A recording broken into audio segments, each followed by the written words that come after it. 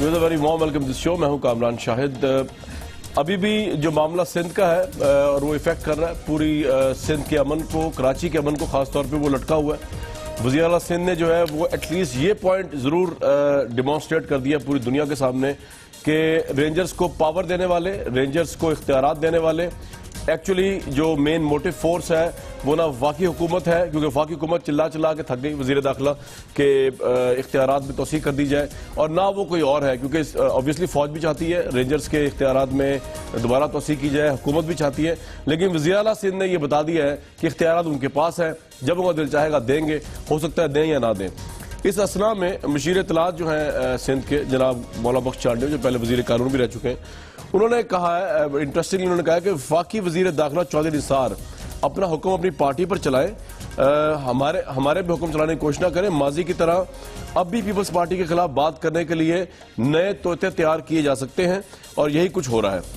इस कॉन्टेक्स्ट में हालात चल रहे हैं कराची के अंदर, और पिछले कई दिनों से रेंजर्स जो है वो ऑब्वियसली वो ऑपरेशन नहीं कर पा रही जिसकी वजह से कराची में अमन आया था। हमारे साथ मियां महमूद रशीद साहब मौजूद हैं, सुलेमान मुजाहिद बलोच साहब मौजूद हैं, दानियाल अजीज साहब, लतीफ खोसा साहब। खोसा साहब, अगर मैं आपसे पहले शुरू कर लूं, हजूर आप क्या चाहते? खोसा साहब अभी नहीं है हमारे साथ, ठीक है। मियां महमूद रशीद साहब, इतना डिले क्यों हो रहा है? मेरा ख्याल है जी पीपल्स पार्टी जो है वो बार्गेनिंग चाह रही है। किससे? और बार्गेनिंग चाह रही है, वो चाह रही है कि जिस अंदाज के साथ उनके ऊपर वो डॉक्टर आसम को जिस तरह पकड़ा है, और जो हाई टारगेट्स हैं और इस तरह के लोग हैं करप्शन में और दहशतगर्दी के पीछे जो लोग सपोर्ट करते रहे हैं, तो मैं ये समझ रहा हूँ कि इससे पहले तो असेंबली से अप्रूवल नहीं ली उन्होंने, अब जाके इस मौके के ऊपर के डेज लैप्स कर गया ना, तो इसमें अब दोबारा ये असेंबली की जो है ना इस पे शर्त लगाना, ये तो किसी तौर पर भी मेरा ख्याल है कि ये मुनासिब नहीं है। और अब अगर ये कहें पीपल्स पार्टी वाले या चीफ मिनिस्टर सिंध ये कहें कि अगर ऑपरेशन होगा तो हमारी शराइत पे होगा, ये तो ये बात है ना कि जिसको भी आप पकड़ना चाहेंगे वो पहले सियासतदानों को पकड़ा जाएगा, तो पकड़ने के लिए पहले वज़ीर सिंध को बताना हमें इजाजत लेनी पड़ेगी हमसे, और उसके बाद आपने ये आप कार्रवाई कर सकेंगे रेंजर्स को ये कहना। तो मैं तो ये समझ रहा हूँ जी, वैसे माजरत के साथ मुझे तो ये एक मिली भगत लग रही है जिसमें फेडरल गवर्नमेंट भी शामिल है, अच्छा, मुस्लिम लीग नून है और पीपल्स पार्टी है, MQM है, इन सब की एक अंडरस्टैंडिंग है, और ये डिच करने जा रहे हैं ये रेंजर्स को भी, फौज को भी। और ये अब तक जो एक बड़े अच्छे और मुस्बत जो नतायज निकले थे इस ऑपरेशन के बाद, और कराची का अमन बहाल हो गया था, वो बड़ी हद तक वो सबटाज। आपने बहुत बड़ा इल्जाम लगा दिया इन तीनों अहम चारों पार्टीज पे, लेकिन मैं बात करूंगा इसमें। खोसा साहब, आपको मेरी आवाज आ रही है? हजूर लतीफ खोसा साहब, आपको मेरी आवाज आ रही है? जी बिल्कुल आ रही है जी। खोसा साहब, आपकी जो सिंध की आ रही है। जी सर, मैं ये पूछना चाह रहा था आपसे कि मामला लटका दिया आपके वजीर आला ने, क्या बताना चाह रहे हैं पूरी दुनिया को कि ठीक है पावर आपके पास है, जो रेंजर्स को आप तकवीज करते हैं ये पॉइंट तो डिमॉन्स्ट्रेट हो गया है, अब आप क्या रेंजर्स के ऑपरेशन से खुश नहीं है? कराची में अमन पे आपके सवालात हैं, या आप समझते अमन नहीं है या अमन से खुश नहीं है? और अगर इन ये सब चीजों से खुश है तो आप क्यों इस मामले को इतनी तवालत दे रहे हैं हजूर? देखिए, हमने बिल्कुल खुशाइंद बात है, हमने खुद ही मदऊ किया था और हम खुद ही इसके सरबराह थे। कायम अली शाह साहब चीफ मिनिस्टर इसके जो है एपेक्स कमेटी के हेड थे, सरबराह थे।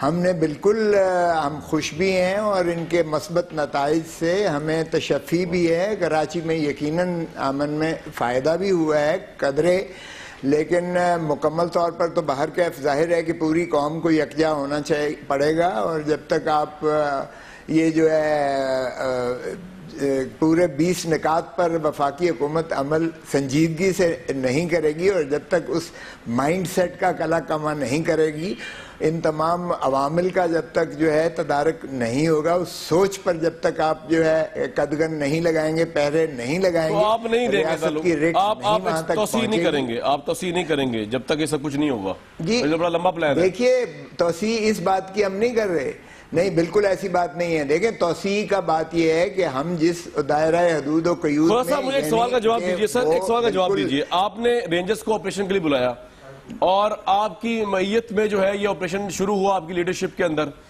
अगर इस ऑपरेशन का जो हदफ है दहशतगर्द है, और वो दहशतगर्द जो है वो लेट सपोज मेरे घर से पकड़ा जाए, पीपल्स पार्टी के घर से पकड़ा जाए, तो क्या उसमें आप डिस्क्रिमिनेशन करेंगे क्योंकि वो पीपल्स पार्टी पावर में है और आपने बुलाया है, तो आपका दहशतगर्द जो है वो पकड़ने से पहले रेंजर्स आपसे परमिशन लें और दूसरे दहशतगर्द पकड़ने से पहले रेंजर्स परमिशन ना लें, लेकिन आपका दहशतगर्द पकड़ने से पहले परमिशन लें, और वो मामला सियासी है आपके लिए क्योंकि वो एक सियासी कारकुन या लीडर जो है वो दहशतगर्द है। जी जी सुभान अल्लाह। यानी सबसे ज्यादा अगर दहशतगर्दी की हिट, जी मैं अर्ज कर रहा हूं, सबसे ज्यादा अगर दहशतगर्दों की हिट लिस्ट पर रही है तो पाकिस्तान पीपल्स पार्टी ने ही अपनी जानों के नजराने और कुर्बानियां दी हैं। देखिए, पाकिस्तान पीपल्स पार्टी या उसके किसी कारकुन को दहशतगर्दों से मंसूब करना गुनाह कबीरा होगा, मैं समझता हूं गुनाह अजीम होगा। खुदारा ऐसा मत कीजिएगा। अगर आप डॉक्टर आसिम की बात कर रहे हैं तो Aman committee, Lyari, Uzair, Baloch, gang war, भत्ता mafia and doctor Asim Hussain, फिलहाल तो शर्जील मेमन जो ईसीएल में नाम जिनका आ चुका है। एंड को जरा देखें, एंड को जरा पीछे रखें। आप अपने पूरे 100 दिन हो गए, 100 दिन में क्या कुछ निकला है कौम के सारा सामने है, आपके भी सामने है। इसमें ऐसी मजाक की बात नहीं है। उसने जो उसकी हुक जो है, उसकी आह जो है, उसकी पुकार जो है, उसकी अदालत के सामने जो हुई है, खुदारा जरा उसको भी देखिएगा। इतने भी लतीफ साहब, आप ओन करते हैं जो डॉक्टर आसिम की आह पुकार है, आप समझते हैं, आप उसको ओन करते हैं, being your colleague, being your आपके पार्टी के हैं, आप करते हैं कि वो सही आप पुकार कर रहे हैं, आप ये मानते हैं, तस्लीम करते हैं उनकी हर बात सही है जो उन्होंने कोर्ट के सामने कही डॉक्टर आसिम हुसैन ने? देखें, मैं बतौर उनको पाकिस्तानी के, बतौर उनको इंसान के, मैं बिल्कुल सही समझता हूं। इसलिए तो मुझे बताइएगा कि क्या निकला क्या है बीच में? साहब, इसका मतलब ये हुआ अस्पताल में, इसका मतलब ये हुआ कि अगर आप डॉक्टर आसिम हुसैन की आह पुकार सही है तो रेंजर्स की एफआईआर गलत है, झूठी है एफआईआर, और अगर डॉक्टर आसिम हुसैन की आह पुकार आपके नजदीक सही है तो फिर रेंजर्स ने उन पर तशद्दुद किया है, क्योंकि उन्होंने कहा है डॉक्टर आसिम हुसैन ने। अगर आपके नजदीक डॉक्टर आसिम हुसैन की आह पुकार सच्ची है तो रेंजर्स उन्हें टॉर्चर कर रही है, उनको जबरदस्ती कर रही है, उनसे उगलवा रही है वो चीजें जो सच नहीं है बकौल डॉक्टर आसिम हुसैन। ये आपकी पार्टी पॉलिसी है। माशा अल्लाह, आप सारा कानून और आइन को बदल दें। जो एफआईआर है आप उसको आप सहीफा आसमानी समझ लें। एफआईआर सिर्फ एक होता है कि आपने क्रिमिनल एडमिनिस्ट्रेशन ऑफ जस्टिस को in motion, set on motion कर दिया है। उसके बाद तफ्तीशी अमल होता है, तफ्तीशी अमल के बाद जो है अदालत उसको समाअत करती है, शवाहिद की बुनियाद पर फैसला देती है, और उसके बाद जो है उसका रिजल्ट आपने तो सारा कानून आपने लीगल ज्यूरिस्प्रूडेंस ही बदल के रख दी, आपने कानून और आईन ही बदल के रख दी। सर, मैं तो आपसे जो है ये बात करके बिल्कुल आपने बदल दिया। मैंने बिल्कुल ऐसा नहीं किया, मैंने सवाल उठाया और आपने उसका जवाब दे दिया। आपकी रहनुमाई हम तो दरकार है, क्योंकि आप लॉयर है। सर, मेरी हर सुन लें, मैं जा रहा हूं दानियाल साहब के बाद, लेकिन आपके सवाल में ये छोड़ने जा रहा हूं। सर, ये एफआईआर के मुताबिक जो है मुल्जिम बेगुनाह है, मुल्जिम बेगुनाह होता है कानून में जब तक मुजरिम न बने। सर, आप बिल्कुल ठीक कह रहे हैं। जरा एक पॉइंट मुझे बता दीजिए, ये वापस आके आपसे जवाब लूंगा, मैं दानियाल साहब के पास जा रहा हूं, सवाल छोड़े जा रहा हूं। ये एफआईआर किसी बूटा शूटा ने तो कटवाई नहीं थी, ये एफआईआर सरकारी एफआईआर है, सरकारी इदारे रेंजर से कटवाई है, तो उसको आप कोई फर्क नहीं पड़ता, इससे कोई फर्क नहीं पड़ता। दानियाल साहब, सारी एफआईआर रियासत की तरफ से होती हैं। बिल्कुल ठीक है। दानियाल साहब, ये जो एफआईआर है, आपके ख्याल में ये जिस तरह पीपल्स पार्टी इसको प्रेजेंट कर रही है, ये आपको लगता है कि सियासी एक इंतकाम लिया जा रहा है रेंजर्स के थ्रू, अब ले रही है वफाकी हुकूमत डॉक्टर आसिफ ने एफआईआर पढ़ी है? जी, मैंने एफआईआर नहीं पढ़ी। आपने? अच्छा, एफआईआर में ये लिखा हुआ है कि डॉक्टर आसिम हुसैन साहब ने ऑन द डायरेक्शन, ये लफ्ज है, of Waseem Akhtar and several other MQM members, उन्होंने मुख्तलिफ जो लोग उस वक्त अक्यूज थे अपना टेररिज्म के, लयारी गैंग वॉर में और दूसरी, उनको मेडिकल ट्रीटमेंट दिए, प्रेफरेंशियल ट्रीटमेंट दिए। तो एक बड़ा सिंपल सा सवाल है कि क्या जिनकी डायरेक्शन पे ये हुआ उनको किसी ने गिरफ्तार किया है, उनको किसी ने क्वेश्चन किया है, उनके ऊपर कार्रवाई हुई है? जिनकी डायरेक्शन पे हुआ मींस यानी डॉक्टर आसिम हुसैन मींस वसीम अख्तर साहब है। अच्छा, वसीम अख्तर साहब, ठीक ठीक ठीक ठीक। एफआईआर में तो लिखा ही नहीं है। ठीक है ठीक है ठीक है ठीक है। एफआईआर में तो ये लिखा है कि उनको मेन अक्यूज्ड वो है ही नहीं है। सर, कादर पटेल का नाम भी मेन अक्यूज तो वो एमक्यूएम के रहनुमा है, जिनका उनको किसी ने क्वेश्चन किया है, उनका कोई स्टेटमेंट लिखा है, उनको कोई कोर्ट पे प्रेजेंट किया है, उनको गिरफ्तार किया है, उनको चार्जशीट किया है। ठीक, तो ये सवाल आप किससे कर रहे हैं? और दूसरी बात मैं आपको बताता चलूं, एक मिनट, दूसरी बात मैं आपको बताता चलूं, जो पोपा एक्ट है उसमें लिखा हुआ है कि जब आप 90 डेज के लिए किसी को डिटेन करेंगे तो उसमें लिखा हुआ है for reasons to be recorded in writing. तो वो reasons to be recorded in writing क्या है वो भी जरा देख लें, मुलाहिजा फरमा लें, अपने प्रोग्राम में नाजरीन को दिखा दें। और जो आपने FIR काटी है वो क्या है? अच्छा, अब जरा मैं आपसे एक चीज पूछना चाह रहा था। FIR जो है ना, मेरे पास आई थी 2 FIRs। एक में अल्ताफ हुसैन साहब का नाम लिखा हुआ था, बाद में पता चला उनका नाम नहीं है। जो दूसरी FIR थी जो आप फरमा रहे हैं वो वाली है जिसमें जी अल्ताफ साहब का नाम नहीं है। ये वो वाली है जिसमें 11 क्वाड्रुपल E के तहत कार्रवाई की गई। ठीक है, अब मैं आपसे सवाल ये पूछूं दानियाल साहब, ये जो आपने सवाल उठाया है, ये सवाल आप किससे कर रहे हैं? ये रेंजर्स ने FIR कटवाई है जो आपके मातहत इदारा है, तो ये सवाल आप रेंजर से कर रहे हैं इस वक्त, क्योंकि FIR जो उसमें वसीम साहब अगर अक्यूज है तो उनको क्यों नहीं पकड़ा गया? आप ये कह रहे हैं या आप उनसे पूछ रहे हैं, मुझसे किससे पूछ रहे हैं आप? मैं कह रहा हूं तमाम जो हमारी एडमिनिस्ट्रेशन है बाशमूल रेंजर्स, अदालत, प्रोसिक्यूशन, पुलिस, जितना भी स्टेट अपरेटस है, जो स्टेट ऑफ पाकिस्तान है, वो कानून कायदे के मुताबिक जो भी कुछ एक्शंस लिए गए हैं उनको सिर्फ सामने रख के उनको एक नजर देख लें। नहीं, मैं तो आपसे सिर्फ ये पूछ रहा हूं कि आपने जो पॉइंट रेस किया है, बड़ा इंटरेस्टिंग पॉइंट रेस किया आपने, तो ये सवाल आपने फिर उनकी FIR पे ही रेस किया ना, उसको आप कह रहे हैं ना कि अगर रेंजर से सवाल पूछा जाएगा ना ये कि आपने वसीम अख्तर साहब को क्यों छोड़ दिया और आसिम हुसैन को क्यों पकड़ लिया जो डायरेक्शन पे अमल कर रहे थे, सिर्फ यही कह रहे हैं ना आप? तो ये तो बड़ा सीरियस, तो मैं तो बड़ा सीरियस क्वेश्चन आस्क कर रहा हूं, तो आप बता दें। ठीक है, नहीं वो तो मैं क्यों बताऊं, जिन्होंने कटवाई है वो बताएंगे ना, रेंजर से सवाल कर रहे हैं ना आप, ठीक है, तो ये रेंजर्स वाले जवाब देंगे, रेंजर का नुमाइंदा तो कोई है नहीं इधर इस वक्त। लेकिन ऑब्वियसली अगर डॉक्टर आसिम हुसैन ने किसी के भी कहने पे कोई भी गलत काम किया है तो डॉक्टर आसिम हुसैन उतने ही बड़े जिम्मेदार होंगे जितना कि उनको डायरेक्शन देने वाला, क्योंकि उनके हाथ पैर बांध के डायरेक्शन किसी ने नहीं दी। या मैं आपसे कोई गलत काम तो नहीं करवा सकता ना, अगर आप करना ना चाहे, अमादा ना वो तो नजर आ रहा है, क्योंकि 90 दिन के इन्वेस्टिगेशन के बाद भाई इससे सहूलतकार बन जाता है कोई। एक मिनट, इससे कोई सहूलतकार बन जाता है यार, फॉर गॉड से। दहशतगर्दों को अस्पताल में इलाज करवाने से सहूलतकार आप में नहीं बनते। क्या सर डेफिनेशन क्या है? यार कैसे, मुझे बताओ कामरान यार, मुझे बताओ, तुम मुझे 100 सिफारिश करोगे किसी के कि यार कोई बीमार है उसकी खुदारा सिफारिश कर दे। मैंने बतौर गवर्नर के शायद 50 आदमियों का कहा होगा हॉस्पिटल वालों को, अपने MS को क्या मेरी एक अर्ज सुन लें, क्या मैं आप मुझे मुल्जिम बना देंगे इस बिना पर? मेरी एक अर्ज तो सुन लें सर, इस बिना पर मैं वो सहूलतकार बन जाऊंगा, इस बिना पर मैं को एक्यूज बन जाऊंगा, मुल्जिम बन जाऊंगा। साहब मेरी एक अर्ज सुन लें, आपकी बात हो गई, मैं कुछ बता दूं, इस पे कुछ कह दूं आपको। ये एक चैरिटी हॉस्पिटल है, सरकारी हॉस्पिटल नहीं था, ये तो आप मानते हैं ना। ये डॉक्टर आसिम हुसैन साहब की लीडरशिप में ये हॉस्पिटल चल रहा था। एक आम हॉस्पिटल में भी एक बंदे को खून निकला हुआ हो, फायरिंग हुई हो, सर सुन तो लें, गोली लगी हो, FIR जब तक नहीं ना कटती उसकी, जब तक तो कोई एडमिट नहीं करता उसको हॉस्पिटल के अंदर, जब तक पुलिस वकूफ पे नहीं पहुंचती वहां एडमिट नहीं होता। तो जियाउद्दीन हॉस्पिटल तो उनकी सरकर्दगी में चल रहा था, उनको पता ही नहीं चला, इतने बड़े जो है गैंगस्टर दहशतगर्द मुबैना तौर पर अगर ये बात सही है और वो उनका इलाज होता रहा तो जिम्मेदारी उन पे आएगी, क्योंकि एक तरह का ये प्राइवेट हॉस्पिटल था, ये एक चैरिटी हॉस्पिटल था, सरकारी हॉस्पिटल नहीं था जिसमें जियाउद्दीन साहब प्रैक्टिस करते थे आके, तो सारे डॉक्टरों को खड़ा कर दिया जाए, वो उसको चैरिटी को चला रहे थे।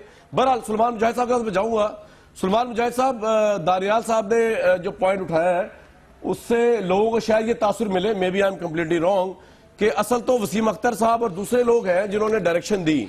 मेरा तो मौकफ ये है कि जिसने डायरेक्शन ली वो भी इक्वल मुजरिम है। अगर उन्होंने डायरेक्शन ली है मुजरिमों के लिए एडमिट करने के लिए, तो ये वसीम अख्तर साहब वगैरह किधर जनाब, बड़ा उनके साथ तो स्टेट ने अच्छा सलूक किया है, उनको ना गिरफ्तार किया ना उनका रिमांड हुआ आपके हवाले से, और बेचारे डॉक्टर आसिम हुसैन वो अंदर पकड़े गए। आऊज़ु बिल्लाहि मिनश शैतानिर रजीम, बिस्मिल्लाहिर रहमानिर रहीम, इय्याका नअबुदु व इय्याका नस्तईन, फ़तुइज़्ज़ु मन तशाअ व तुज़िल्लु मन तशाअ बियदिकल खैर इन्नका अला कुल्लि शैइन क़दीर।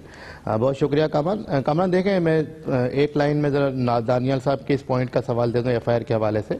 FIR में नाम आना या FIR में कोई इल्ज़ाम लगना, जैसे लतीफ़ खोसा साहब बहुत सीनियर वकील है, मैं भी एक छोटा सा वकील हूँ, वो सिर्फ एक फर्स्ट इंफॉर्मेशन रिपोर्ट होता है, लेकिन चूँकि ये FIR जो आसिम हुसैन साहब के बयान या GIT होने के बाद रेंजर्स ने दर्ज करवाई है तो उसकी अहमियत बढ़ जाती है। हाँ, उसमें वसीम अख्तर भाई का भी नाम है, उसमें अनीस कायम खानी का भी नाम है, उसमें जनाब जो है वो कादर पटेल का भी नाम है, जो दानियल साहब लेना भूल गए। तो मैं ये समझता हूँ कि जब तक किसी के ऊपर कोई इल्ज़ाम ही होता है, जब तक वो अदालत में जाके प्रूफ ना हो, जब ये मामला अदालत में जाएगा और हमें जब अदालत तलब करेगी या समन करेगी तो हम जाके हम अपना दिफा करेंगे। जहाँ तक बात है रेंजर्स के इख्तियारात में तोसी की, तो देखें कमरान, बिल्कुल रेंजर्स जो है वो अच्छा काम कर रही है और अधूरे में किसी काम को नहीं छोड़ना चाहिए। ज़रब अज़ब का तसलसल ये जो यहाँ तक फैला है। लेकिन मैं आपको बताऊं कि पीपल्स पार्टी ने यहाँ पर जो है वो इस मामले को लिंगर ऑन करके अपनी बदनीयती तो अपनी मेलाफाइड इंटेंशन तो साबित की है। वो इस तरह से कि जब पिछले 10-12 दिन पहले कराची में 2 हमारे फौजी जवानों को शहीद किया गया था, उसके very next day apex committee का इजलास हुआ था जिसमें DG Rangers, corps commander, governor Sindh, CM Sindh मौजूद थे। तो क्या ये पॉइंट वहाँ पर अंडर डिस्कशन नहीं आया था कि 4 दिन के बाद हमारी जो है मुद्दत खत्म हो रही है, आपने समरी को अप्रूव करना है, फौरी तौर पर हो जाना चाहिए था। और खास करके जो इत्तेहाद टाउन में 4 रेंजर्स के जवानों को शहीद किया गया, उसके बाद रेंजर्स ने आप जो है रेंजर्स के इख्तियारात में अनकंडीशनल तौसीक के हक में, देखें कंडीशनल या अनकंडीशनल मैं उसमें नहीं जा रहा। ये तो देखें जो आज जो ये बात हो रही है कि सुन तो लें जी। आज जो ये बात हो रही है कि करारदाद के जरिए करेंगे, ये तो 18वीं तरमीम के बाद पहले दिन हो जाना चाहिए था। लेकिन क्या वजह है कि 4 माह कबल भी तो सीएम साहब ने, वजीर आला साहब ने जो है वो जरदारी साहब के हुक्म पे दे दी। सवाल पूछो सुल्तान साहब, आपकी पार्टी का क्या, आप अपनी पार्टी को रिप्रेजेंट कर रहे हैं इधर, आपकी पार्टी का क्या मौकफ है कि रेंजर्स को इख्तियारात में तौसीह अनकंडीशनल होनी चाहिए, कंडीशनल होनी चाहिए या नहीं होनी चाहिए? तो आपको मैंने बुलाया सर, मेरी पार्टी का मौकफ है कि देना जी सर मेरी पार्टी जी सर मेरी पार्टी का मौकिफ है कि अनकंडीशनल इख्तियारात में रेंजर्स को तोसी दी जाए और रेंजर्स वो जो इस ऑपरेशन का मुतालबा किया था वो नहीं किया था। और शहर कराची में अभी भी दहशतगर्द मौजूद है, उनको खत्म करना चाहिए। और मैं आपको बड़ा इंपॉर्टेंट पॉइंट दे दूं कि जो पुलिस रेंजर्स तो यहाँ पे दानियाल साहब 1987 से, लेकिन रेंजर्स को जो छापे गिरफ्तारी पुलिस के इख्तियारात मिले वो आर्टिकल 147 के तहत इख्तियारात ले लिए गए। सुन तो लें, एक सुन तो लें कामरान साहब, सुन तो लें, बहुत इंपॉर्टेंट बात कर रहा हूँ। रेंजर्स पेट्रोलिंग तो आज भी कर सकती है, रेंजर्स जो है गश्त तो आज भी कर सकती है, रेंजर्स गाड़ियों की चेकिंग आज भी कर सकती है, लेकिन रेंजर्स सर्च नहीं कर सकती, अरेस्ट नहीं कर सकती। इससे पहले कि बहुत देर हो जाए, आर्टिकल 245 इन्वोक हो जाए, गवर्नर राज लग जाए, सिंध हुकूमत को खुश के नाखून लेने चाहिए और रेंजर्स को तोसी दे देनी चाहिए। गवर्नर राज, मियां महमूद रशीद साहब, आप बिलावजी एमक्यूएम को कह रहे थे जी आपस में मिले में डिच करे रेंजर, उन्होंने इतना क्लियर मौकफ दिया है अनकंडीशनली रेंजर्स। अच्छी बात है, हमारी कोई मिली भगत नहीं है किसी के साथ, हमें तो मार पड़ रही है भाई जी। मैं समझ रहा हूँ कि और फिर भी कह रहे हैं और मारो, बड़ी अच्छी बात है। टोन में कहा मेरा ये बड़ी अच्छी बात है जो सलमान मुजाहिद साहब ने की, और पूरी कौम ये समझ रही है कि जितना ये जब तक अब ये मंतकी अंजाम तक नहीं पहुंच जाता ऑपरेशन नहीं। खोसा साहब देखिए जी, ये खोसा साहब अगर ये करेंगे तो मैं ये समझता हूँ ये आग से खेलने के मुतरादिफ है, आग से बिल्कुल। अच्छा। खोसा साहब पता नहीं किस जगह सोच रहे हैं और क्या सोच रहे हैं, पूरी कौम ये सोच रही है कि ये जो रेंजर्स हैं जिन्होंने आके पिछले साल 1.5 साल के अंदर यहाँ 20 लोग अपने शहीद करवाए हैं, अपनी जाने हथेली पे रख के कराची के अमन को बहाल किया है, वहां पर रोशनियां लौट आई हैं कराची की। अब इस मरहले पर पीपल्स पार्टी के 2 आदमी पकड़े गए, ये 1 आदमी पकड़ा गया है, हमारे लोग शहीद हुए होंगे उनके भी शहीद, तो उन्हें तो किसी सूरत पीपल्स पार्टी जो है उसको इसके अंदर कोई रुकावट नहीं डालनी चाहिए। वो तो फर्स्ट डे जो है ना पीपल्स पार्टी भी शोधा की पार्टी और शहीद वहां भी हो रहे हैं। मैं ये समझ रहा हूं कि ये अगर पीपल्स पार्टी जो है मजीद अगर डिले करेगी तो आप क्या करेंगे? तो इसके जो नतायज हैं, हमारे तो बंदे ने वहां असेंबली में रेजोल्यूशन नतायज क्या होंगे तो खुल के बात करें। मैं ये समझ रहा हूं इसके नतायज बड़े गलत होंगे और ये जमहूरी पूरा सेटअप जो है ये खतरे में पड़ सकता है। इसमें पूरी कौम की जो है बिल्कुल ख्वाहिशात हैं, पूरी कौम पूरा जमहूरी सेटअप खतरे में पड़ सकता है, बिल्कुल पड़ सकता है। जब आप सिंध के अंदर ये करेंगे और जब एक जगह बैठ के आप तय कर लेते हैं नेशनल एक्शन प्लान और जज्बे उनके जो कामयाबी है उनको अगर आप सैबोटाज करने के लिए जाएंगे, ये कदम समझा जाएगा। साहब, पूरा जमहूरी सेटअप खतरे में पड़ सकता है अगर खोसा साहब की गवर्नमेंट जो है वो रेंजर्स की इख्तियारात तोसी नहीं करती। सर, इतनी अलार्मिंग सिचुएशन है, मियां साहब कह रहे हैं। ये पीटीआई का पुराना ख्वाब है जी, हमेशा पिछला दरवाजा ढूंढते हैं, उनको नहीं मिलना, ये छोड़ दें इन बातों को, आके इलेक्शन लड़के आए हैं मैदान में इंशाल्लाह। ठीक है, खोसा साहब जमहूरी सेटअप को बचाए, जो रेंजर्स के इख्तियारात में तोसी दें और सबकी जान छुड़ाएं। ये यहाँ बात चल रही है इस वक्त। आपको मुजाहिद बलोच साहब भी कह रहे हैं और भाई, रेंजर्स को हाँ जी, रेंजर्स को पूरे अख्तियारात हैं। आप जरा वो पढ़िए तो सही जरा। सर क्या पढ़ूं? एक्ट में सारे भाई सुनो, लेकिन हाँ इन्वेस्टिगेशन के आप क्यों अख्तियारात देते हो जो उनके पास है नहीं, जो जिस इदारे सर क्योंकि आपकी सिंध की पुलिस पोलिटिसाइज है, वो सर पोलिटिसाइज है प्रोसिक्यूशन। भाई सुनो यार, फॉर गॉड सेक, वो बिल्कुल दहशतगर्द को अब भी पकड़ सकते हैं, कोई कदगन रुकावट नहीं है। दहशतगर्दों के सहूलतकारों को अब भी वो कला कमा कर सकते हैं, कोई उस पर बंदिश नहीं है। आपको किसने कहा है? लेकिन आपके साथ मुजाहिद बलोच साहब कह रहे हैं, आपके साथ बैठे हुए फिर जी, वो कह रहे हैं बात करना चाहूंगा। जी जरूर जरूर। अभी जरा खोया साहब के बाद आपके बात हूँ। खोया साहब आप कह रहे हैं, कौन कह रहे हैं? आपके साथ कह रहे हैं, बैठे हुए आपके बाजू में बैठे हुए कह रहे हैं, आपके साथ जो हुकूमत में रहते रहे। नहीं देखिए, अगर आर्टिकल 1 मिनट मुझे बात तो यार फिर फौज को दे दो, फिर रेंजर्स को दे दो सारे इख्तियारात, हुकूमत को फिर घर भेज दो, अगर आप यही चाहते हो। इससे बेहतर आप तोसी दे देना, बहुत देर हो जाए। अगर ये जमहूरियत का प्रचार एक बात करना चाहता हूं की बिसात लपेट दी जाएगी, एक सेकंड दे दें आपके पास। तो ये जो कह रहे हैं मेरे दोस्त, मेरे भाई जो अभी कह रहे हैं, वो यही चाह रहे हैं कि जमहूरियत की बिसात लपेट दी जाए। अगर ये चाह रहे हैं और ये अगर समझते हैं कि पाकिस्तान की अवाम ये चाहती है, जिन्होंने जमहूरी जिद्दोजहद इस अंदाज से की है, अब आपने देखा भरपूर तरीके से इलेक्शन में उन्होंने साहब को रिस्पॉन्ड फिर दानियाल साहब। जमहूरियत को मैं ये समझ रहा हूं कि आप ये बताइए जो खोसा साहब बात कर रहे हैं, मैं ये अर्ज कर रहा हूं कि दानियाल साहब एक सेकंड सिर्फ, ये देखें 8 बरस तक मुसलसल पीपल्स पार्टी हुकूमत में रही है, मरकज में भी, सिंध में भी। सिंध तबाह बर्बाद हो गया, जल के राख का ढेर बन गया। कौन जिम्मेदार है उसका? रोजाना सैकड़ों वहां पर लोग मरते रहे, बत्ताखोरी, टारगेट किलिंग और क्या क्या नहीं हुआ।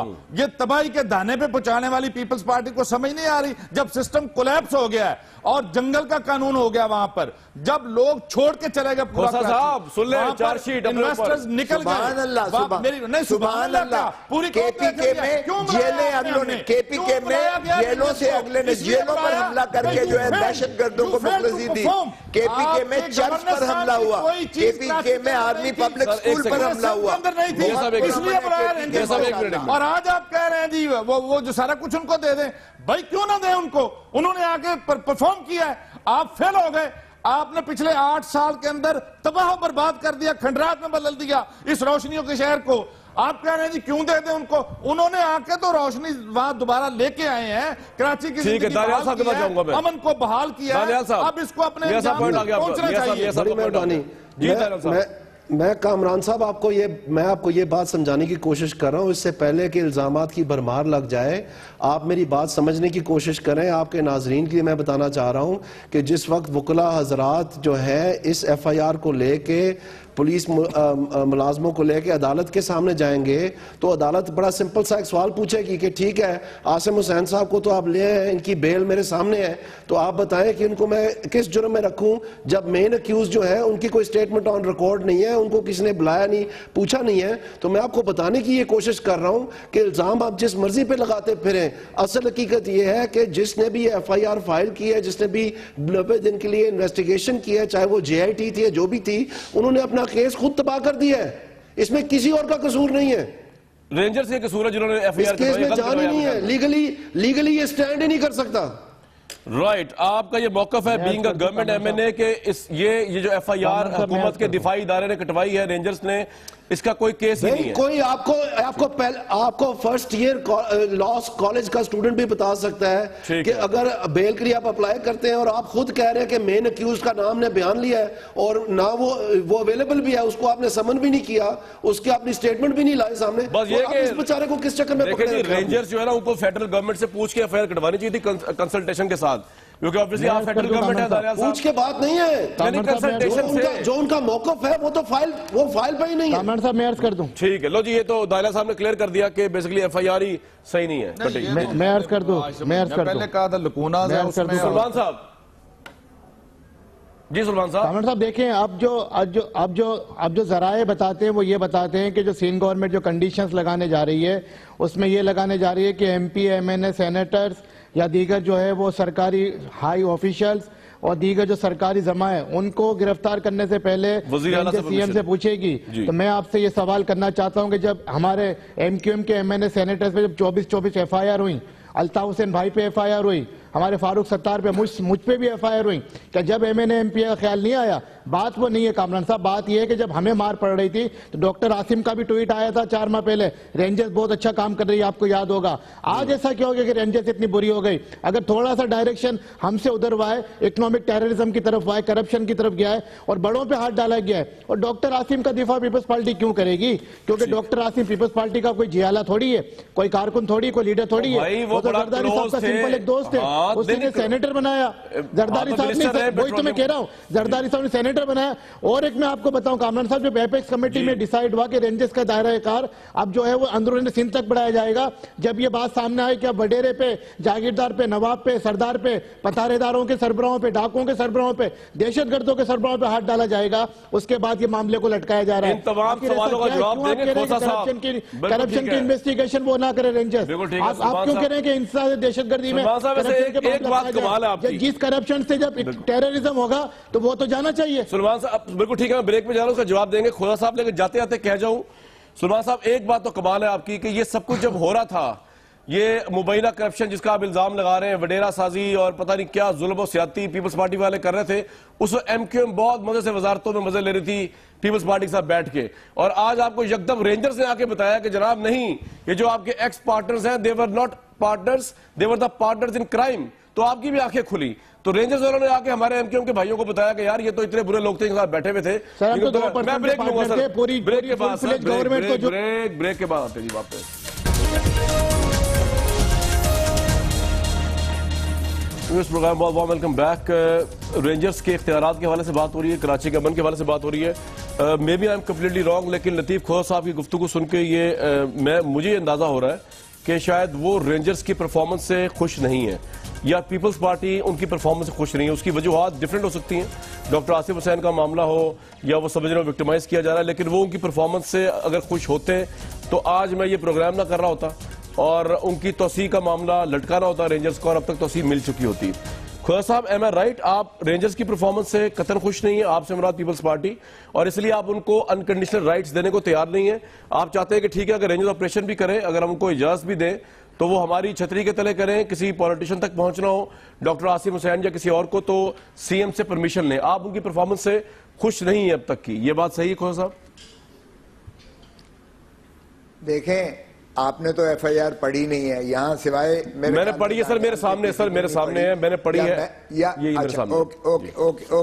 ओके, या सारे अखबारों में आई है, लेकिन उसी से आप क्या समझते हैं कि रेंजर्स सही तफ्तीश करके 90 दिन में रखने के बाद निकला खोदा पहाड़ निकला चूहा, क्या इसकी बुनियाद पर कोई दुनिया की अदालत आसिम को अंदर रख सकती है? आप खुद इंसाफ अपने दिल पर रख के कर लें कि क्या यही एक तरीका है कि भाई आपने अगर उसको। साहब, मैं आपसे सवाल पूछता हूं, आप मुझसे सवाल पूछ लेते हैं सर। मैं ये कह रहा हूं, आपसे मैं जवाब लेना चाह रहा हूं क्लियर कट, आप इतने सीनियर लीडर हैं, मैं आप बताइए, आप उनके तरीके से मुत्तफिक नहीं ना है, आप खुश नहीं है उनकी परफॉर्मेंस से, बस ये तो बताइए ना, ताकि मैं आगे आपसे सवाल पुट करूं। फिर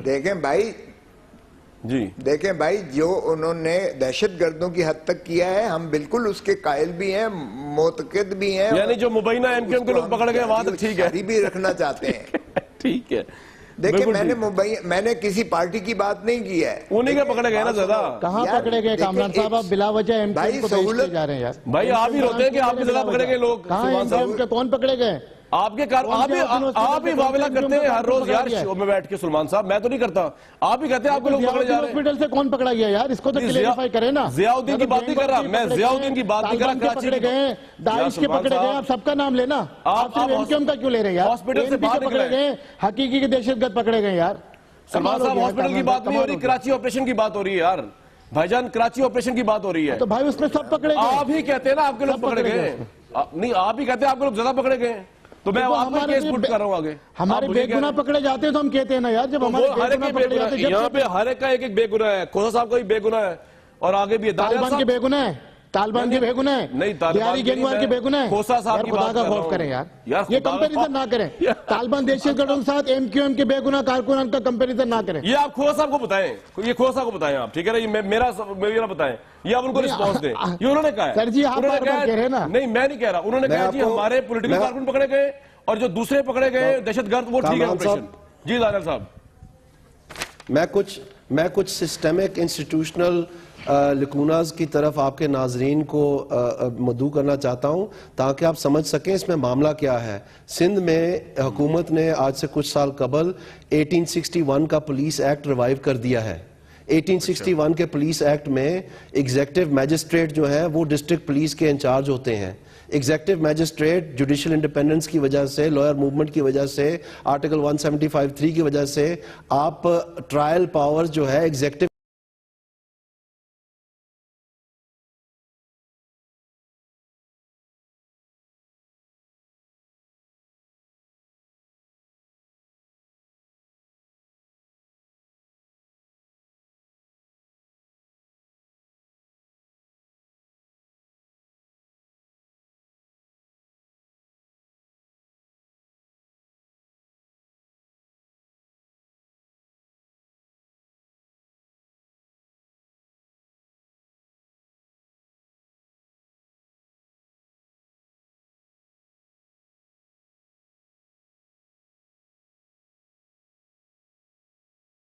दानियाल साहब, ये तो आपका बिल्कुल पॉइंट आ गया, आपका वर्जन आ गया। मेरा एक सवाल है आपसे, आप हुकूमत है, ये अगर ये इस तरह मामला चलता रहा, ये कंडीशनल तौसीक की उन्होंने जो शायद रेंजर्स को उस तरह ना पसंद आए, तो गवर्नर राज का चांस तो कोई नहीं ना है, क्योंकि गवर्नर राज तो फिर आप ही ने लगाना है कौमी असेंबली और सेनेट ने मिलकर, खुदा ना खास्ता सिंध में। इसमें जी पसंद नापसंद की बात नहीं है। आइन एक बालातर कानून है सब मुल्क के लिए, सब ने उस पर हलफ उठाया हुआ है। उसकी मुताबिकत में जिसको जो इख्तियार है वो इस्तेमाल करने का मजाज है। तो मैं समझता हूं कि बार बार जमहूरियत को लाठी लेके आंकना शुरू कर देना ये बड़ी ज्यादती वाली बात है। जमहूरियत ना कोई इतनी जोर है, कई दफा ये लाठी चली है, उसका रिजल्ट देख लें। आखिरकार खुद ही सब कहते हैं कि हम टेम्परेरी, हम सिर्फ 90 दिन के लिए। लिहाजा मेरे ख्याल में इस बहस को छोड़ दें, काफी हो गई। गवर्नर राज की बहस नहीं करनी चाहिए, जमहूरियत पलटने की बात नहीं करनी चाहिए। ये खोसा साहब की गवर्नमेंट का राइट है, वो रेंजर्स को कितने इख्तियार दें या ना दें, सिंपल सी बात है। मैं ये समझ रहा हूं जी कि जमहूरियत किस लिए है? जमहूरियत जमहूर के लिए है ना, उनके जानो माल का तहफ्फुज के लिए है।